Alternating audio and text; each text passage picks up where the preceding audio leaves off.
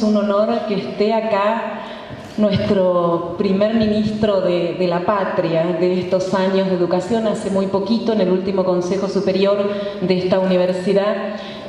Todos, casi por unanimidad, pero en todas las facultades votamos un documento donde se hablaba de la gran transformación que en educación ha sucedido en este país. Y que no ha sucedido porque sí, sino que ha sucedido por la voluntad política, por la firme voluntad política de poner la educación y la educación pública en primer lugar en la Argentina. Como homenaje a este querido compañero Filmus, que ahora es el secretario de Asuntos de Malvinas, ¿no? Secretario de Estado, en una política, de la mano de unas políticas que han vuelto a poner Malvinas en la agenda de todos los argentinos, pero la han puesto desde una opción por los derechos humanos, desde una opción por la paz, desde una opción por la política, y también, y con esto quiero cerrar porque sabemos que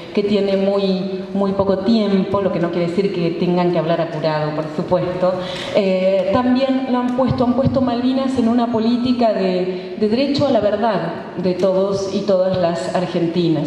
Y acá, como soy decana de la Facultad de Comunicación, siempre es importante recordar que uno de los capítulos más atroces de Malvinas, que tiene una larga historia, la lucha por la emancipación y la soberanía tiene una larga historia, llena de héroes, y también llena de dimensiones siniestras. La parte más siniestra, los medios de comunicación del argentino, muchos medios, la gran mayoría de los medios de comunicación formaron parte de esa historia canalla, formaron parte desinformando, formaron parte inventando, mintiendo, esto de vamos ganando, seguimos ganando, formaron parte siendo la voz de los dictadores, formaron parte repitiendo sin cesar la información, traicionando todos los principios del periodismo. El periodismo no tiene obediencia de vida, siendo obediencia de vida incluso más allá de todas, porque además no todos tomaron el mismo camino. Y también formaron parte creando las condiciones de aceptación de que una de las versiones más siniestras pudiera ser llevada adelante, una de las posibilidades más siniestras de las relaciones internacionales pudiera ser llevada adelante. Entonces, este es un momento histórico que ante la reafirmación de soberanía, de dignidad, de lucha, de política, de diálogo, que son todas estas posiciones que se han ido tomando en estos tiempos y que este secretario encabeza este lugar, además decía, se ha reafirmado por muchos lugares el derecho a la comunicación como el derecho a la verdad, y por lo tanto eso nos permite pensar que no solamente queda como parte de todo lo que tenemos que hacer el juzgar a los responsables civiles de la dictadura, el juzgar a los responsables civiles también de los peores horrores en Malvinas como parte del terrorismo de Estado, sino que además tenemos que pensar una vez más en la necesidad de otra comunicación, porque estamos efectivamente en un otro tiempo histórico logrado por todos estos héroes que han luchado, todos estos héroes que conocemos con nombres y apellidos y los que no conocemos y que han luchado definitivamente por un mundo mejor. Muchas gracias. Desde el 2003 en adelante me tocó seguir hasta el 2007 por lo menos muy de cerca el desarrollo de la universidad y ver que es una universidad que recientemente se preocupa por este tema que no es menor, que es el tema de la soberanía.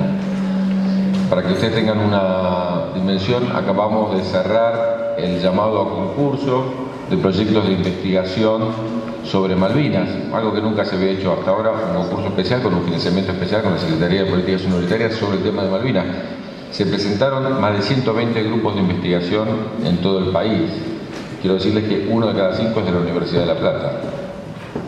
28 proyectos de la Universidad de La Plata se presentaron, lo cual, y de temas muy diversos, de temas duros, digamos, que van al tema de la biología marina, pasando por temas vinculados al medio ambiente, las riquezas petroleras y llegando a temas dentro de excombatientes y el trabajo social temas vinculados a la psicología y excombatientes, a temas muchos vinculados a la identidad cultural y el tema de los medios, por ejemplo, aparece en las investigaciones de la Universidad de La Plata. Lo que implica es en qué está preocupada la universidad. Y una universidad que está preocupada por la soberanía, que está preocupada por lo nuestro, es una universidad que tiene sentido de ser en esta etapa que nos toca vivir, que es una etapa donde claramente no se puede hablar de soberanía sin hablar de universidad. Es verdad que uno era ministro de Educación y ahora es secretario de Malvinas, pero si uno tuviera que conectar los dos temas, el tema principal que los conecta, o uno de los temas principales, es la soberanía. No hay soberanía sin soberanía cultural, ¿no? Yo no sé si hay estudiantes de educación, yo sigo siendo docente de la Universidad de Buenos Aires y lo he sido orgullosamente mientras que era ministro, iba a dar clase en la universidad, porque para mí es central. Ahora, cuando uno estudia Durkheim o estudia los reproductivistas tipo Oberger y Luckman o Bourdieu-Passeron, lo que uno encuentra es que ¿qué es el sistema educativo? El sistema educativo es la herramienta que tiene el Estado para elegir, seleccionar una parte de la cultura, legitimarla y transmitirla a través del sistema educativo. El sistema educativo no transmite toda la cultura. El sistema educativo transmite una parte de la cultura. ¿Quiénes son los que deciden qué se transmite en el sistema educativo? Los que hacen el currículum. ¿Y quiénes son los que hacen el currículum? Porque eso es lo que está legitimado, que si no lo aprendes te pongo un 0. Entonces yo elijo algo para ponerlo ahí. Entonces yo, por ejemplo, podría preguntar claramente, ¿el currículum lo hacen los hombres o las mujeres? ¿Cuántas mujeres estudiamos en la historia? Poquitas, ¿no?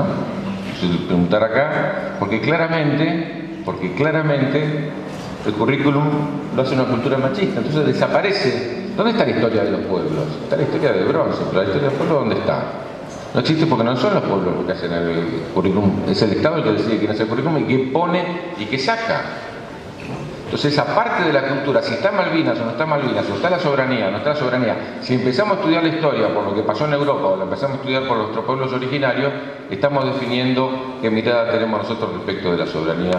Pues no, y realmente tenemos la suerte que históricamente, como el tema Malvinas fue un tema que fue transversal prácticamente a todas las épocas de la historia argentina, algunas con mayor intensidad y otras con menor intensidad, el tema Malvinas siempre estuvo y todos sabemos que las Malvinas son argentinas, y no nos cabe duda, y cuando empieza el partido de fútbol, el que nos salta es un inglés.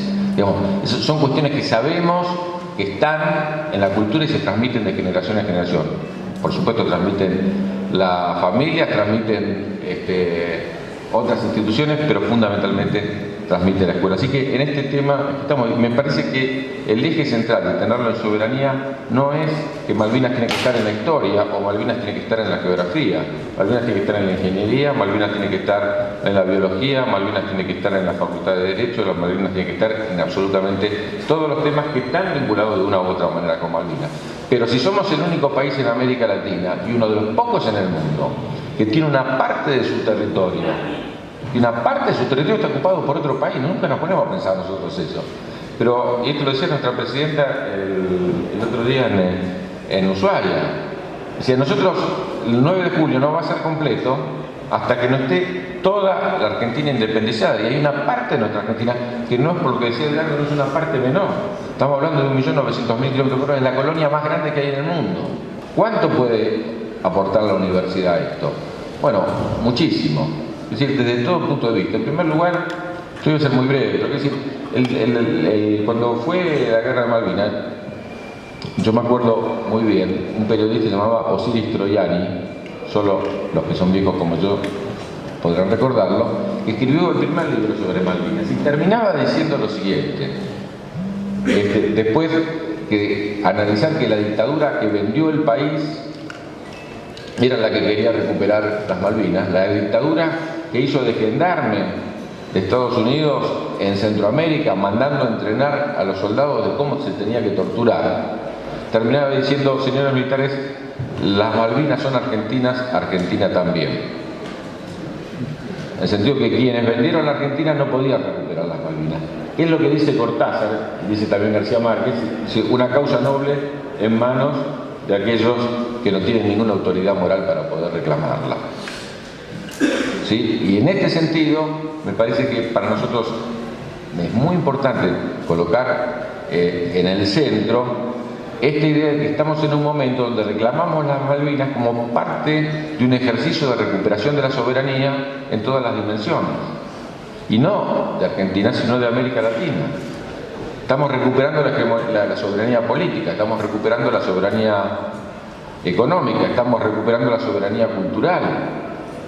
Entonces, todos estos caminos nos colocan a nosotros en una condición de discutir el tema de Malvinas de otra manera.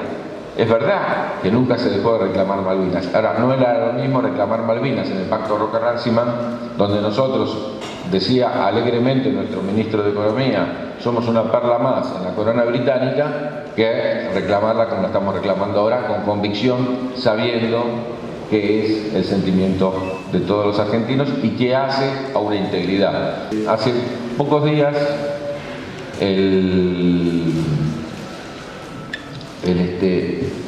ministro de Defensa británico, en una sesión del Parlamento, anunció que el Reino Unido aumentaba el presupuesto militar en Malvinas en 180 millones de libras, alrededor de 250 a 300 millones de dólares. Anunció eso. ¿Cómo preparó el anuncio el ministro británico? Porque es bien interesante, nosotros no nos enteramos por el ministro británico. Nosotros nos enteramos 3-4 días antes que en la tapa de varios diarios, pasquines, estos amarillos británicos que suelen ponerla los domingos, The Sun, por ejemplo, decía: Argentina compró no sé cuántos aviones a Rusia, amenaza invadir las islas. La semana anterior había salido una declaración del UK Party diciendo, que es el partido independentista británico de ultraderecha que quiere que se vaya de la Unión Europea, diciendo que estaban en gran peligro Gibraltar y Malvinas porque había bajado el presupuesto militar británico y que era un riesgo muy importante. Entonces, claro, generaron un estado de situación donde todos los medios empezaron a difundir a partir de esa declaración sin ningún elemento que Argentina había comprado aviones. Rossi dijo hace poquitos días que jamás estaba ni siquiera en carpeta, nunca se vio un avión ruso. Pero no sé, de eso y que un ejército conjunto de Argentina y Rusia podían invadir. Una cosa totalmente loca. Llega el ministro, va al Congreso y anuncia entonces el aumento del presupuesto. A ver si lo aclaro. ¿Por qué se arma? ¿Por qué no se espía? Por la provocadora política del kirchnerismo. Y él mismo dice: no tenemos no hay condiciones para hacer. Es decir, ¿cómo una noticia que claramente nos pondría en condición de víctima trata de ser transformada? ¿Cómo los medios pueden utilizar el mismo elemento para un lado o para el otro? En Reino Unido hemos visto cómo lo utilizaban para justificar el militarismo, y acá cómo lo usan para justificar el militarismo del Reino Unido. Si somos provocadores y demás, tendría razón.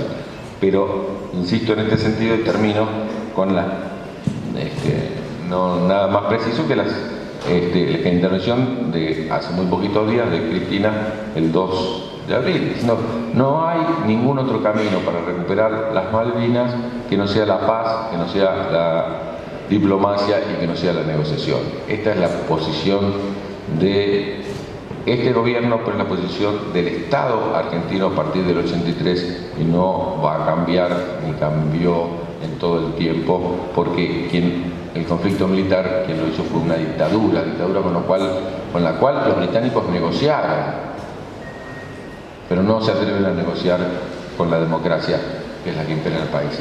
Como diría Alfredo Zitarrosa, no hay nada más sin apuro que un pueblo haciendo la historia. Tendremos la fuerza, tendremos la perseverancia, tendremos la paciencia para saber que algún día vamos a volver, como diría Yupanqui, a recuperar la hermanita perdida.